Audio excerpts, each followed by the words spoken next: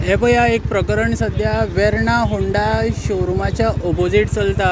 एक रिक्षेकार goods career घेऊन भाडे घेऊन वयतालो आणि एक SUV गाडी तेंच्या दोगां मदीं कितें सायडी खातीर कितें तरी एक प्रकरण घडलें। आता तुमकां खबर आहा आमच्या गोंयान खुबशीं प्रकरणां घडटा रस्त्यांचेर।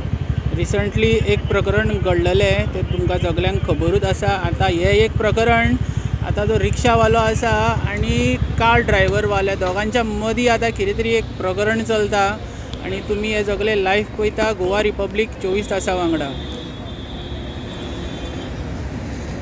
आता जो रिक्षेकार आसा तो पळया ताका कसो मारूंक धांवता तो आणि तेज्या हातीन पळया कितें आसा तें।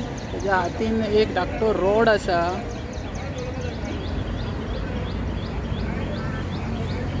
हे आता हिंचे कितें तरी दोगांचे डिस्कशन चालू आहा थंय।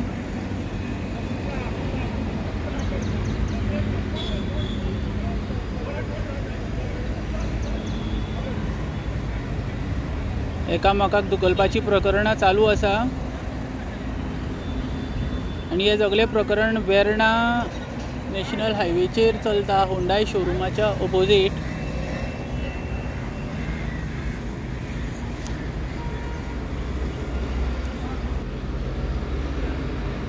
ही गाडी ती आता तेज्या रिक्षेकाराच्या हातीन पळया कितें आसा तें।